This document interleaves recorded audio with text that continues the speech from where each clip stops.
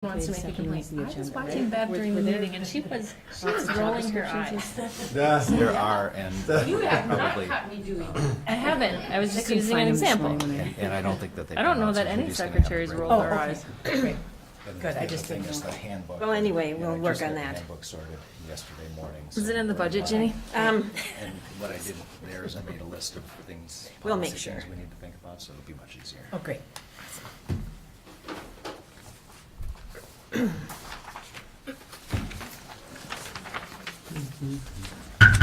Good morning. We'll call the Cook County Commissioner to order on January 9th of 2018. We'll all rise for the pledge, please. I pledge allegiance to the flag of the United States of America and to the republic for which it stands, one nation, under God, indivisible, with liberty and justice for all. And making adjustments to the agenda. Anybody need to do that? Okay, I move to approve the agenda. thank you. Support. All in favor? Hi. Public comment, and we have no public for comment. So we'll move right into the consent agenda.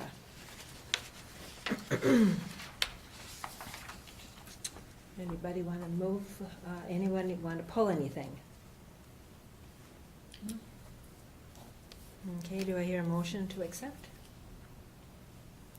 I move to approve the consent agenda. Okay. Second? Support. Thank you. Bobby. Bobby? Okay, thank you. All right, well, we're moving along here. Todd's not scheduled till 9 o'clock. So, shall we move to Brady? Sure. Okay.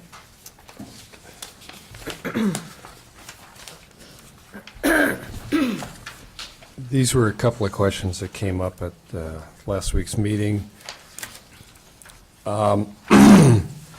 Were the two volunteer relief board items, were they related or unrelated? And they were the same issue. And the issue is that the unorganized territories, the county board, the law states that we have to appoint 2 members to each relief association from the fire department service areas. And I put a copy of that statute in there. And I've got names for 3 of the unorganized areas. We have 4.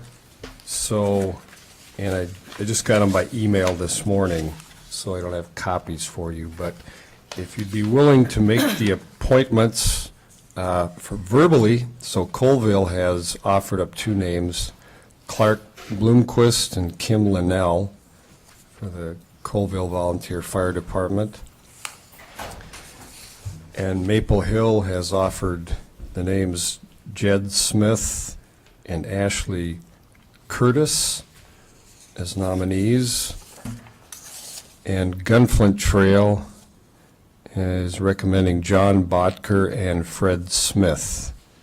And if you would approve those, we'd be good on those 3 districts, and then just waiting for a response from Hovland, and we could do that next week, so. Okay. Did we get all those names? Did you get all the names? Okay. I'll give her copies, so. Okay, good. All right, so we're still waiting on, which one? Hovland. Hovland, okay. Yeah. Okay. So, So I'd ask for a motion to approve those nominees. so we'll go for a motion to approve this. So moved that we appoint the people to Colville, Maple Hill, Gunflint Trail, as mentioned by Brady Powers. Okay. And Bobby second. Any discussion? All in favor? Aye. Okay.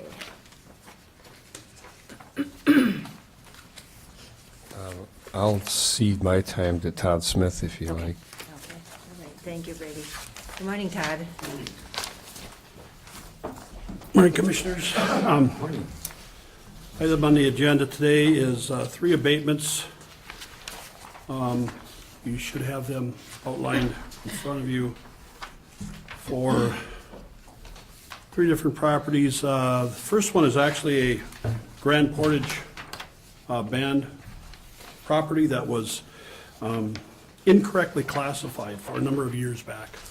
April from the band let us know about this. We've made the correction and abated the taxes for the current plus 2 years back, which is what we can do. Second one is actually National Forest Service, land, Department of Ag, and it was also classified incorrectly in the past, so we found that and corrected it. And the third one is a homestead classification change, or not classification, but an abatement for homestead. It had to do with filing homestead at 2 different locations within the same year, so it was a timing thing. We just didn't catch it. So. Other than that, they're pretty self-explanatory, and hopefully I'm caught up on all the abatements and the errors that we've found out there. Okay, thank you.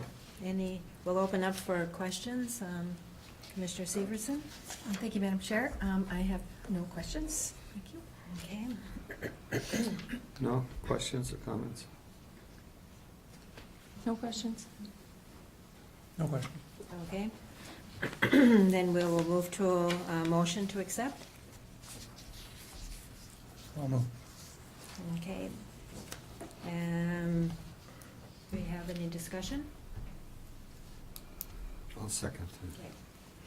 All in favor? Aye. Aye. Thank you. Thank you.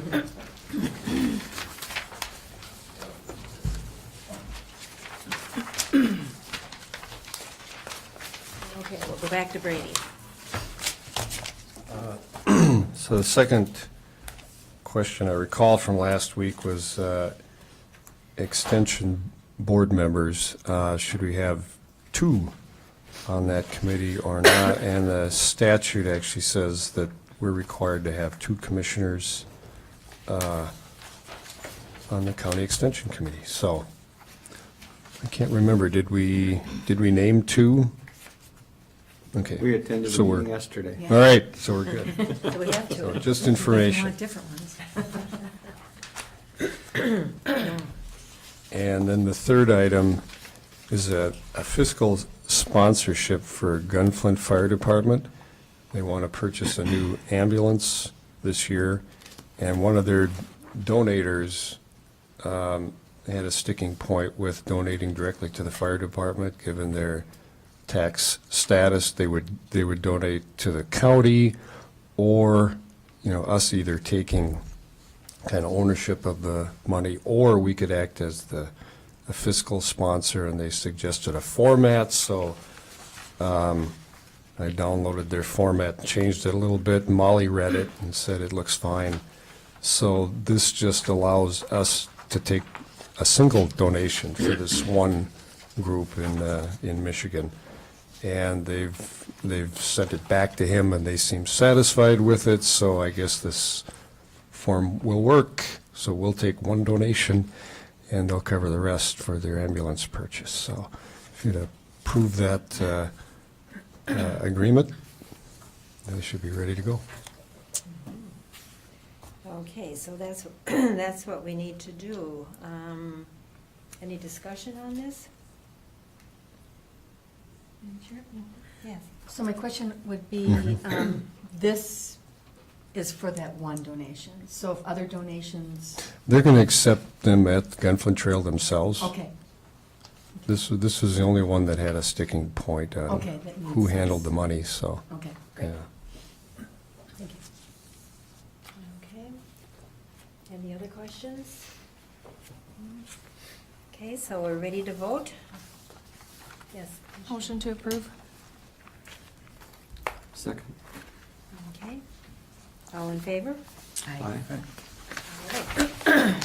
you.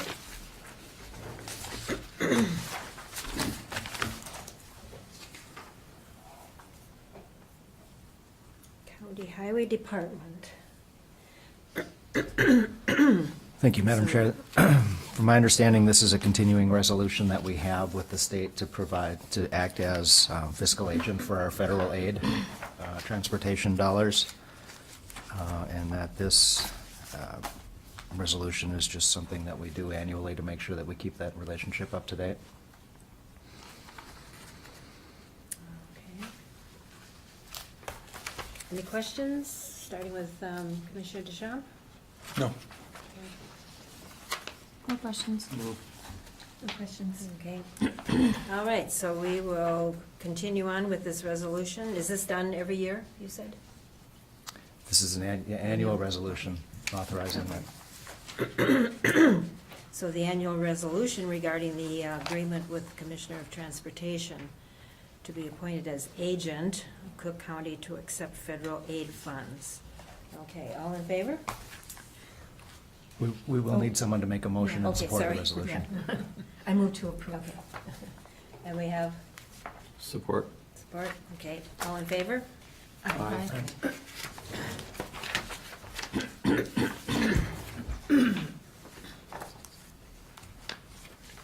Okay, moving along to Jeff and starting with labor negotiations. Thank you, Madam Chair and Commissioners. We, the negotiating team has been working since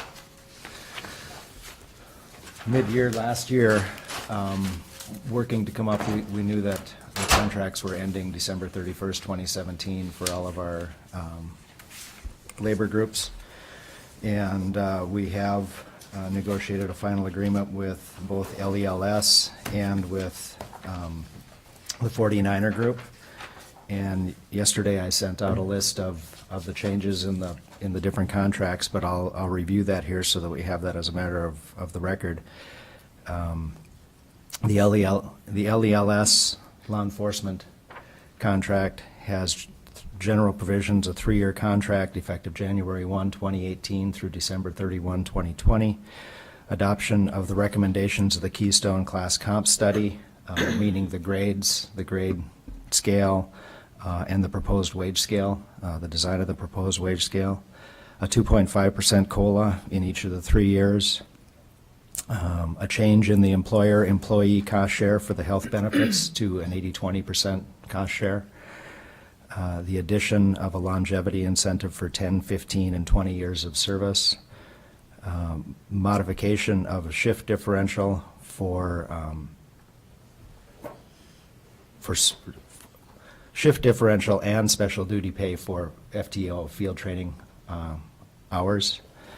And then change, a synchronization in the PTO accrual schedules, our paid time off schedules. We had 2 different schedules, one for the handbook, the CCA, and the 49ers, and then LELS had a different accrual scale for PTO, so those things changed. The longevity incentive, when we went with the change, our previous wage scale had steps going up to 15 years with some gaps in them. All of them had a 15-year wage scale, and our current wage scale is 7 or 9 years. And the breaking point is at grade 170, so jobs graded 100 through 170 have 7 years to the maximum of the scale, and jobs graded 180 to 260 have 9 years to the top of the scale. And one of the concerns was about not recognizing people for 15 and 20 years worth of service. So the longevity incentive is 4% at 10 years and 7% at 15 cumulative, and 9% for people with 20 or more years of service with the county. And that's consistent with the other one too. So the 49er general provisions, or perhaps I should stop and ask if there are questions about the law enforcement, or ask Commissioner Siebertson or Dukirk if there are any comments on the negotiating process, and we should consider the LELS contract and then move to the 49ers. Okay, that's a lot of questions. Madam Chair, I'll just make my comments first. This, as it's written, is very succinct, and it was sort of messy getting here. So I just want to acknowledge that the work to accomplish this was done, and this is just a great place to And with this kind of consistency throughout the organization, and the unions brought, of course, their marketing expertise because they work with counties all over the state, which really helps in being consistent for recruiting purposes, et cetera.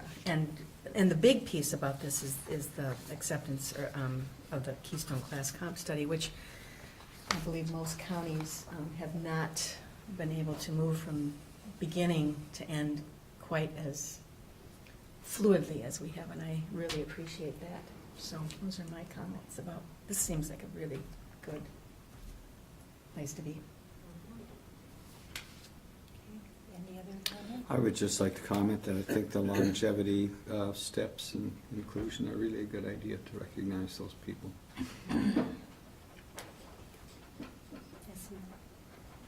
Been on a couple union negotiations since being elected. We do it every couple of years. And I can just say that all of our unions have been very fair. And we've worked well with the different commissioners that have been on these committees and what they bring to the table and coming to something that's reasonable for both sides. I know that some of the community has been frustrated and it felt like the commissioners have given the employee a lot of things, but quite honestly, the employees have come to the table and have always been willing to work on us with this health insurance issue. And so we couldn't talk about it during the budget discussions because we were in the middle of negotiations, and I kind of feel like they've been unfairly treated by some community members, and I just want people to know that they have always been willing and understanding to participate in the health program and have understood that, you know, it's part of their wage scale to contribute to that. So I just wanted it known to the public that this has been a very long process, and actually health insurance compensation started when I very first got elected, when we did our first negotiations, and it's just baby steps and coming together and how do we meet in the middle. So a huge thank you to the staff and the staff on the negotiation teams and the commissioners who have participated, and Brady who's put in the time, and Jeff who has worked with them, and their leaders that have come forward. It's been a great process. So that's 80/20 on the health insurance, 20% of it. The employees will be paying 20% of the health insurance costs. The contract then, instead of the three basic things that the county was asking for in this round of negotiations was that we implement to the class comp study so that we get to a single pay scale, so that you know, a 170 is a 170 is a 170, because in our previous group, the C43s, we had 8 wage scales prior to the comp study, and we negotiated to a single wage scale. So it was really hard to say that a single classification was compensated the same, because they weren't. The second one was the contracts all called out the name of a health plan by the specific plan name and number, and the county's goal was to identify the county health plan and a way to specify that or designate that every year. And then the other goal was to increase the employee participation in the share of that health plan, so that we would have a reason to have an employee benefits committee. And this is what the language that's in the contracts, is that there will be an employee benefits committee who will review health insurance options and make a recommendation that the board will then take into consideration each year. So we now have built into this not only the increase in the cost share, but the participation of the employees, all the employee representation groups, in making a recommendation on what the health plan will be each year going forward. So we, you know, and that's, last year we spent roughly $2 million on health insurance premiums. So this is not an insignificant change in the way that we're doing business, and it gives us a much better handle and much better buy-in from everybody who works for the county into that process to do what we can to manage those costs. I'm not familiar with some of the acronyms, so could you explain what LELS is, what that stands for? Yeah. Law Enforcement Labor Services. Okay. Local number 348 is the actual bargaining unit that works for our sheriff's deputies and our dispatcher jailers. Okay. And the 49ers is the local number 49 International Union of Operating Engineers, a member of AFL-CIO. Oh, okay. So the short version is the law enforcement and the equipment operators Okay. is how people recognize those groups. And FTO is the field training, and PTO is Paid time off. paid time off. Okay. Mhm. I'm sorry, you're right, That's those should be okay. identified. Okay, any other questions about law enforcement? Otherwise, we'll move on to the 49ers. Okay. And I'll review, we can accept them individually, we can accept them separately, but I'll go through the list of the changes in the 49er contract. Again, the 49er contract is a 3-year contract effective January 1, 2018 to December 31, 2020. There's a note there that we adopted the recommendation of the Keystone Study for the operating engineers group in 2017. They did not have a contract in 2017. So we previously authorized a contract where they adopted the components of the Keystone Study last fall. So that's not built into here, but it had already been done.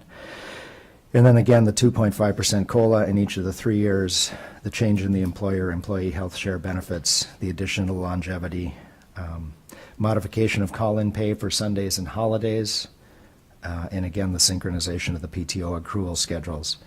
The synchronization in the PTO accrual schedules, I'll provide that level of detail because unless you really read through it, you wouldn't necessarily see it. But we have 4 levels for PTO accrual. And employees accrue at the first level until they have 5 years of service with us. And then they accrue from 0 to 5, and then from 5 to 10, and then from 10 to 16, and then 17 and over is what the accrual schedule was. With the law enforcement group, it was 0 to 5, 5 to 9, 9 to 16, and 16 and up. So they were just a little bit off kilter. And the synchronization means that the PTO accrual will change at 5, 10, and 15, which is just much easier to manage, much easier to write. Logically, it makes sense, and we got them all to the scale. So from 0 to 5 years, they'll accrue at the first rate, 5 to 10, 10 to 15, and more than 15. And in all honesty, the only people who would have been affected by that, by the change, are the dispatchers and the deputies who had between 9 and 10 years worth of service with us. And the way we accommodated that is anybody who's already triggered into that 3rd category will stay at that 3rd category, and anybody it applies to later will trigger at 10 years. So it was a minor and typical adjustment to make that change to a schedule. The rates of PTO accrual did not change for the 4 tiers.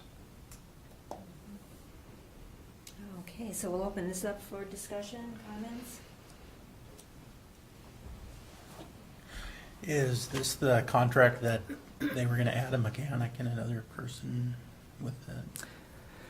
So within this contract, actually it was within the 2017 contract that we already agreed to. The 2017 contract is the one where we added the shop foreman and the mechanic and created the assistant mechanic. So those moves were taken care of in 2017. And the engineering technician 2 was also something that we gave in the 2017 negotiations. So they're there. Those specific job descriptions are still in the personnel committee to be approved and vetted, but they're already built into the group.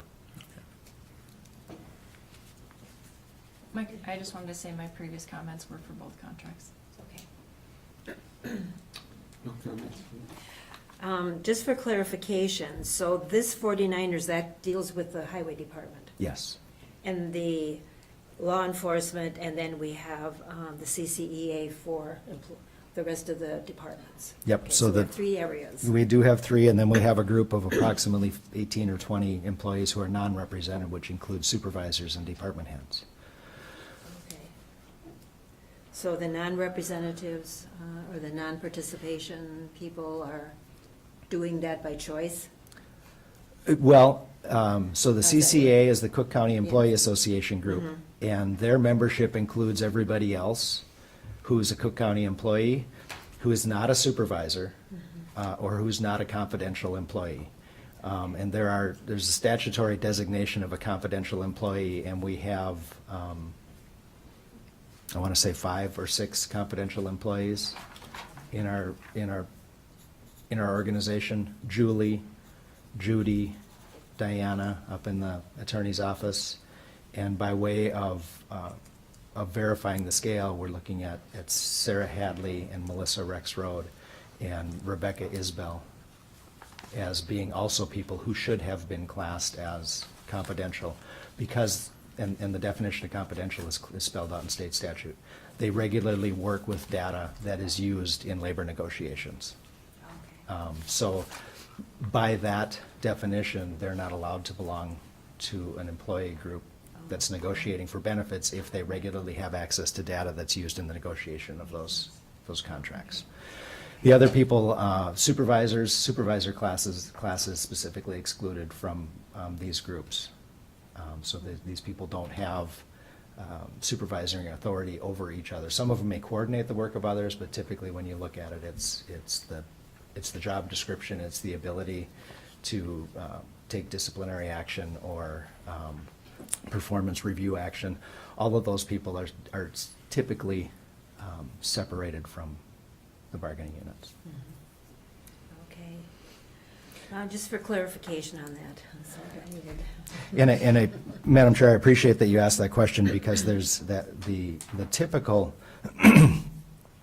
so we're working on redlining of a contract with the CCA group that's going to get us primarily to the same position that we are here. Again, our goal was to get from 8 wage scales to a single wage scale, to adopt the classification recommendations of the compensation study.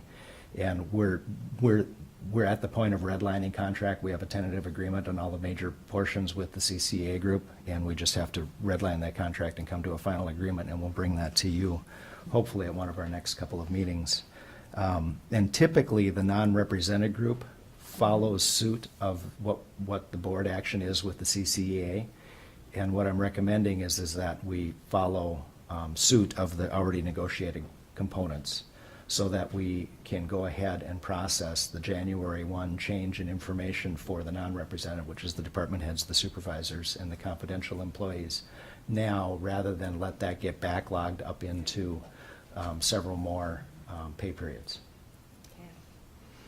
So what I would essentially be looking for is a motion to adopt approve the contract for the LELS and/or the 49ers. If you want to do them individually, you could. If you want to do them together, you could. And then a motion to proceed with the non-represented group following the same basic provisions of these 2 contracts. Or one motion for all of them would be satisfactory too. All of them, meaning the 2 of them. The 2 of them and for the non-represented Oh, group okay. to follow Got it. the basic provisions of the contracted ones, the non-represented groups. Okay. Okay, so would any discussion on including it all or separate? How do you feel about that? Madam Chair, I just want to speak to why government is complicated. And, I mean, not necessarily why government's complicated, it is complicated, and why we need a higher level of education, and administrative government has really offered, Jeff specifically has really offered this level of expertise, which brings us to this place. And I think it's a huge accomplishment. Once again, just wanted to make that, and I would make the motion to approve the LES contract, the 49er contract, and the unrepresented group following suit. I'll support that.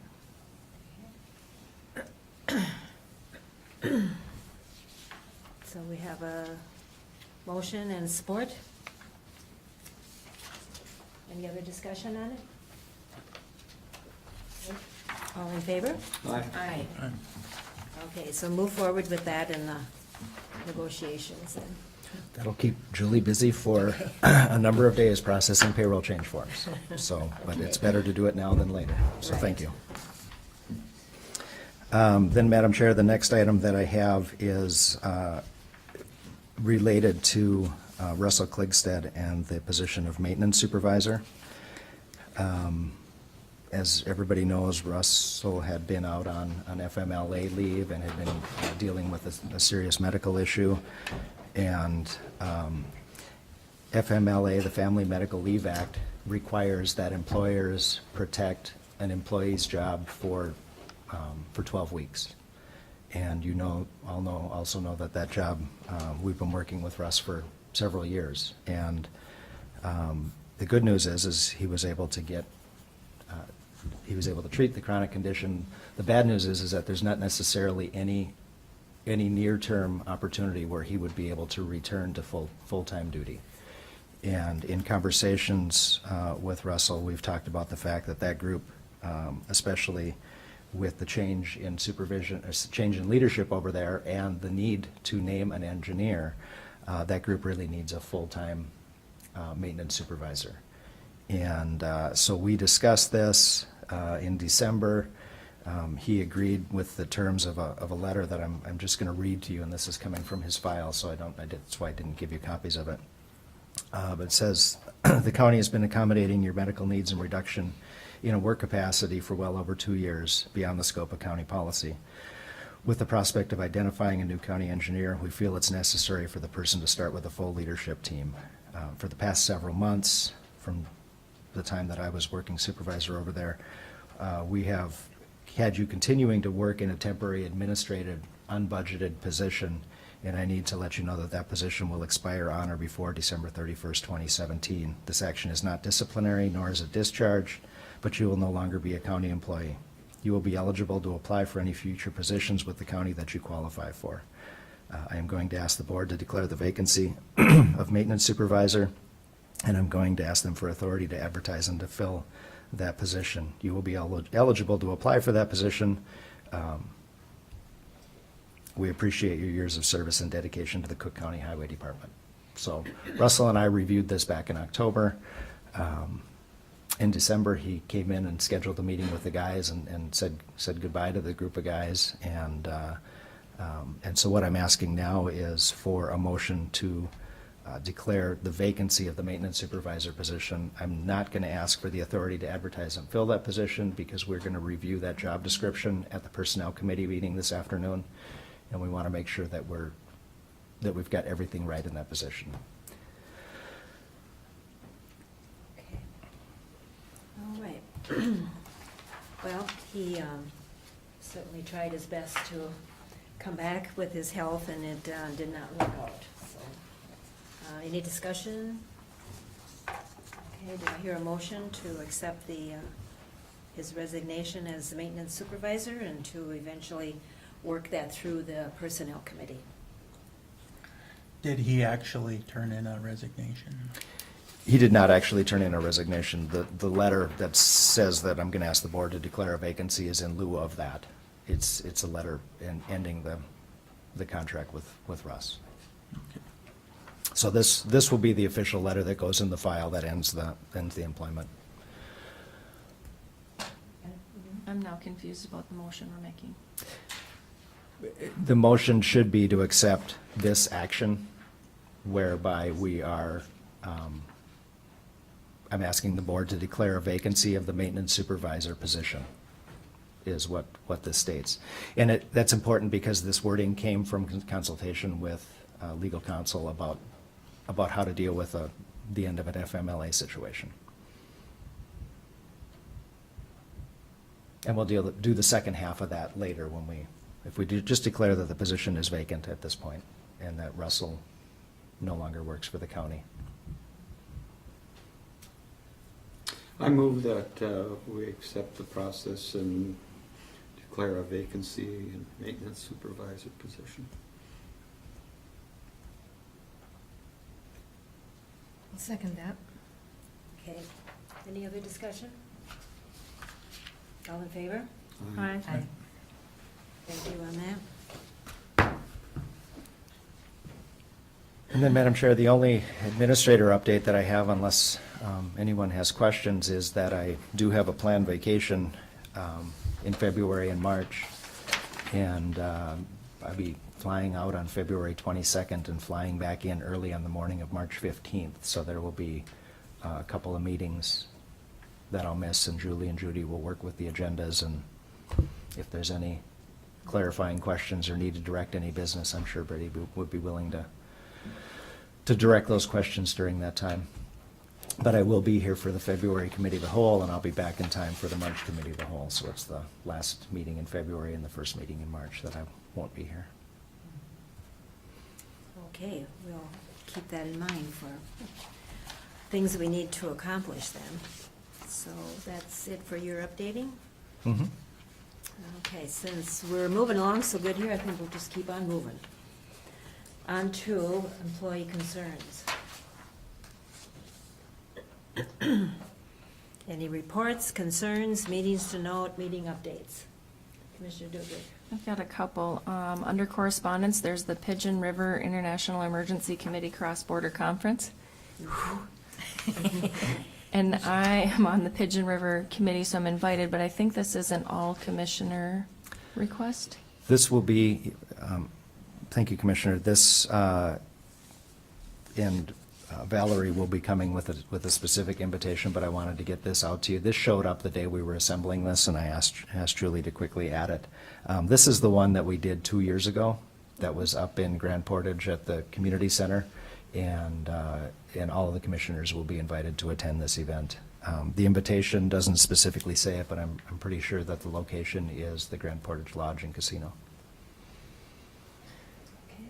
And then my other item is sort of commissioner, sort of not commissioner. I just attended a 4-day session in Minneapolis with the YMCA Youth in Government. It was the first time our delegation went. It's nationwide, but Minnesota has a delegation, so all of the YMCAs try to promote this program. There was about 1,500 students who were mock legislators, senators, House of Representatives, Supreme Court Justice. We were in the Capitol. Our representative, Rob Eklund, stopped by to say hello. And it was quite amazing. We had 11 kids. We've tried to do this, get it going in the past, and we haven't had any kids sign up. So this year we had 11 kids, 8th grade to 12th grade. And our 8th grade delegation, there were 3 students, and then they have sections in their legislative platform. There's 10 sections, and we filled 3 sections with 3 kids. 2 of those kids were elected by their peers as the leader of their sections. So a first-time show from our community, from RY, a first time for these kids, and 2 of them rose to the top, which was rather amazing. And so they wrote bills, passed bills. They were in the Supreme Court trying cases, and the adults had to sit and be quiet. And yes, it was very hard for me. And they talked about open meeting law and the Sunshine Law, and did a really great job. So I'm just very impressed with my kids. I believe there'll be a press release, and this is just one of the great benefits of having a YMCA in the programs. And I know some of our kids were so excited on the bus home. After 4 days of being up until 11 o'clock at night, they were actually still talking about their platforms and running mock bills on the bus and wanting to run for offices. We were exhausted, but they kept us awake, and they were running. Yes, and one term that I learned from the kids that will help us in some of our meetings, instead of asking people to be quiet or saying shush, the undercurrent will cease. And everybody stops talking. It works brilliantly. But I was like, oh, that's a great term. So it was wonderful. Can you share any of the bills that? Oh, one of our students that Yeah. won the leadership did a bill that there will be no sulfide mining in our region, and it passed. And it passed with more votes for it. It wasn't a 50-50. The one that was kind of close that you had to count the hands is one of our students did a bill that every tree that is taken down for business has to be replaced with an equal number of trees. And then the one that one of our students brought a bill to change school lunches, and not necessarily to be more healthy, but to have a wider option, because kids with allergies or diabetes or special needs don't have a selection to pick from. And if they are a lower income family and they're bringing their own food, it's a burden on the family. It was a great thing to bring forward, but being his first year and not doing this, he wasn't able to articulate where the funding would come from. He wanted the funding to come from the sales tax from pop sales, and he didn't have the information to show how much money that generated, and the students decided that they didn't want to add the burden of expense of increasing food supplies to the smaller school districts. So it didn't pass just because he wasn't able to articulate the funding and that it wouldn't be a burden on the Awesome. communities. Yeah, I mean, these are the conversations eighth graders are having. I was sitting there in Amazing. awe. It was amazing. And they had a media, and they had a newspaper, and a newspaper release came out every day. Really? Yep, and the hotel had TV channels, so they had 2 TV channels, so you could listen to them, and they had a call-in program. It's just, yeah, 7 a.m. to 11:30 p.m. Friday and Saturday, and we were there till 4 on Sunday. Us adults were completely exhausted. Wow, that's amazing. Yeah. That's amazing. And will this be an annual event, do you think? This is the 64th year. I mean, for RY. For RY, I hope so, and a lot of the kids were excited to do it again, but 64 years that this program has been running. And they all show up in suits and ties, and they have to be business attire, and, yeah. Okay. So you see little 8th, 9th, and 10th graders running around in full suits, very serious looking. And who are the adults? The adults was Emily Marshall, our director, was actually our delegate leader, so she was our go-to. I was an advisor, Sue Hicks was an advisor, and Shauna Willis, whose son was in the program, was also an advisor. And so we, as the advisors, had to do a training back in October. We had to go down to Fridley and do a full day training for us, and then with the kids. And I remember in one of the meetings, they said, well, we always tell you to invite your mayor, city council, and commissioners, but they never show up. And I'm like, well, Cook County is going to have a former mayor, former commissioner, and a commissioner show up. And they're like, what? And I'm like, yeah, we're advisors. So, That's wonderful. Yes. I would like to thank Commissioner Dukirk for all your work with that. And that's a great thing, great service, as well as former Commissioner Sue Hicks and the other adults. Right. Especially when you read Excellent that, program. you know, in school, they don't really get the civics anymore that we used to get, and so they have no idea about the parts of legislature and all of that. So this is a great asset for our community to start in Yeah. 8th grade. our group came in very educated and well prepared. Great. Okay. Hey, Jeff, have we got an update at all from Brian on what we need at the Colville and Hopeland town halls before the bonding? No, but we do have a list. We, We have a list of the items that they've requested. okay. And I'm assuming that what we'll probably do related to the bonding is that we'll just have a round number that we'll Mhm. attach to the improvements of those things and not try to list it down to the detail, because some of Right. them are pretty minor. Yeah.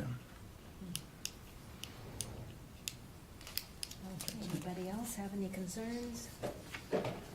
Couple items then on my list is just a reminder about updating some of our assignments for boards and commissions.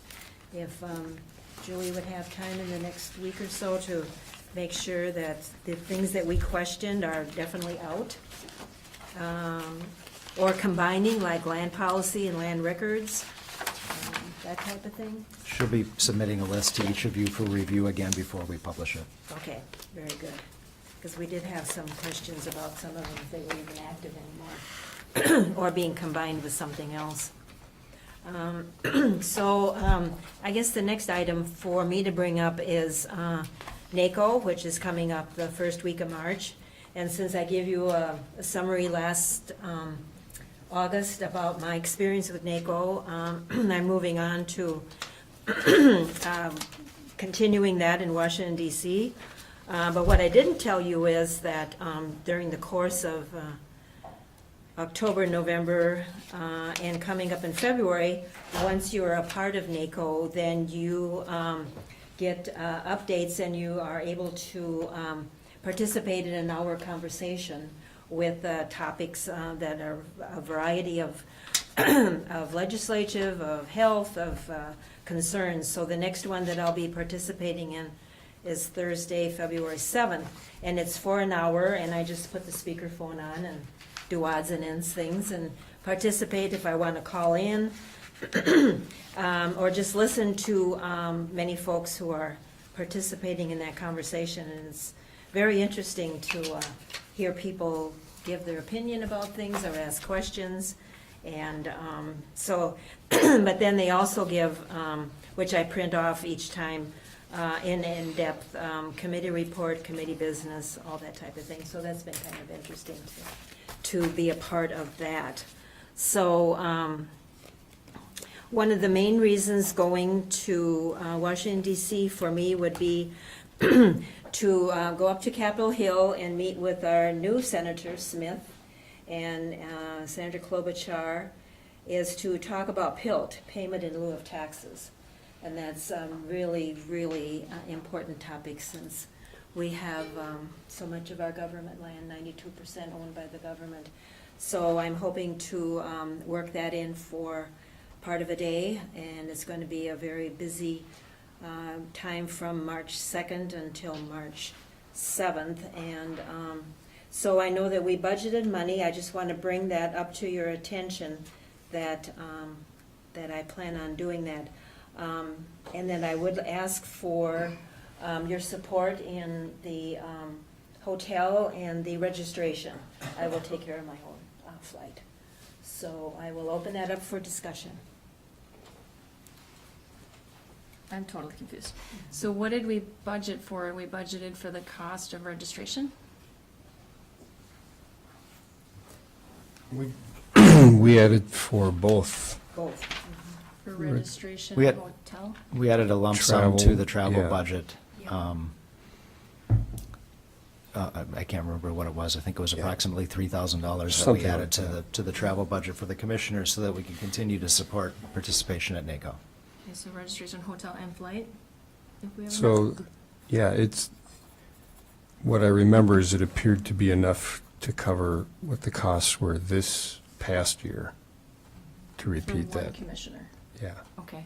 And then, I'm sorry, I'm really confused. I don't remember us approving a specific commissioner to attend that. I could be wrong. I think we discussed the fact that it would be a continuation of attending the NACO in July, and then continuing all of that into the legislative session in March. So that would be my contribution to that particular part of NACO. Now, we have a new year coming. They're meeting in Nashville. I have no plans on attending that.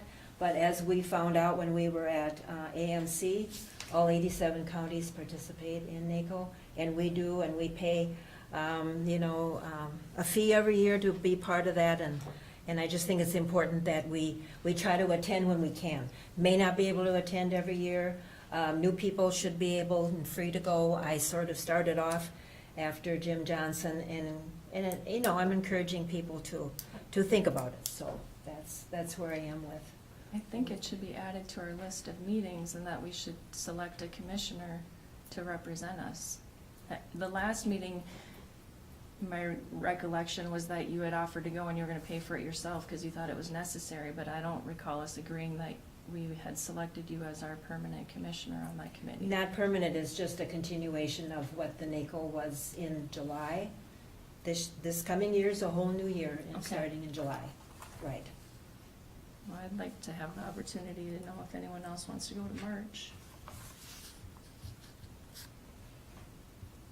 I mean, I don't think anyone's ready to decide right this minute. It's kind of, Yeah, we're not really, but Mike, I have a couple questions. Your understanding of the year is not a fiscal, or Right. it's a June 1st through, Well, it's basically July through the next Okay. the legislative session, which follows the Okay. session in the summer. okay. It's a continuation, right. Okay, so So that's how the- the years work, but I don't know that we even agreed to that. But I think it's important, and I think we should select somebody, and I think that we should get it on an agenda so that we can go through the appropriate steps just to make sure that due process has been followed. Well, that's why I'm bringing it up. Yeah.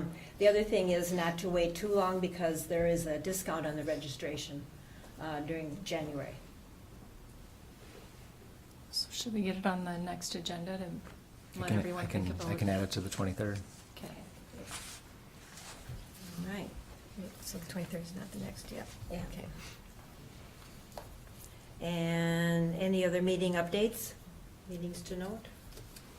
Madam Chair, I would just share an update from Joe Fredericks said with the change in the schedule and the commissioner interviews on the second and fourth Wednesday continue to work if the commissioner who's scheduled can come down that afternoon to talk with Joe.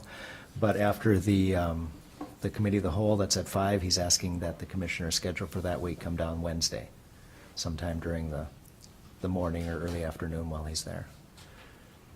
Or call in? Or call in. Right, okay. Yeah, or call in. But to contact him Wednesday, because he won't be there Tuesday night after we finish with the committee of the whole. Madam Chair, it just, the last couple of weeks, or the last week of December and early January, you probably all heard about the new tax law and people wanting to get their, I just thought I'd share that we took in almost $1 million of prepayments in our office for the people trying to get that last deduction for 2017. So hundreds of phone calls and Oh, my God. yeah, at least. And money is still coming in. Checks dated December 29th or something, and they're still coming in as of yesterday, so. Commissioner Dukert? Thank you to the assessor and auditor's office. I can't even imagine the unexpected, overwhelming caseload that you received on this wonderful gift from our legislators.